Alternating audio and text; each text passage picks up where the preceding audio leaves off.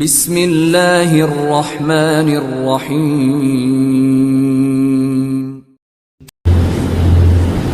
وہ جو صحابہ کے واقعات ہم پڑھتے ہیں کہ بارڈر کے اوپر کھڑے ہو کے نماز پڑھ رہے تھے، دشمن کا تیر آ کے جسم میں پیوست ہو جاتا ہے، خون بہنا شروع ہو جاتا ہے، لیکن صحابی کی نماز نہیں ٹوٹتی۔ کسی نے پوچھا نماز ختم کر لیتے، اجازت دی ہے شریعت نے؟ فرمایا نہیں، میں ایسی صورت پڑھ رہا تھا نماز میں، میرا دل ہی نہیں چاہا کہ میں اس صورت کو ختم کر دوں۔ نماز کا مزہ صحابہ کرام لیا کرتے تھے، عبادت کا مزہ لیا کرتے تھے، اس طرح نماز پڑھا کرتے تھے۔ یہ تو خشوع و خضوع کی بات ہے کہ اتنا زیادہ مگن ہو جانا نماز میں کہ سمجھنا کہ میں اللہ کو دیکھ رہا ہوں، یہ کیفیت پیدا کی جائے تو یہ ان مومنوں کی نشانی ہے کہ جن کے بارے میں اللہ نے کامیابی کا اعلان کیا ہے کہ یہ مومن کامیاب ہو گئے۔ پھر مزید اللہ نے ان کی خوبیاں بیان فرمائی، لیکن آخر میں اللہ نے پھر یہی بات کی کہ وہ مومن کامیاب ہوئے ہیں کہ جو اپنی نمازوں کی حفاظت کرتے ہیں۔ والذین هم علی صلواتہم یحافظون۔ حفاظت کیا ہے؟ کہ میری کوئی نماز ضائع نہ ہو جائے۔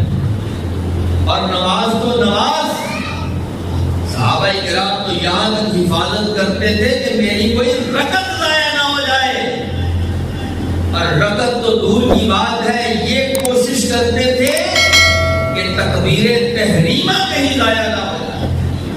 اتنی کوشش، ایسی نماز کی حفاظت کرنے والے جو مومن ہیں وہ اللہ کے ہاں کامیاب ہوں گے۔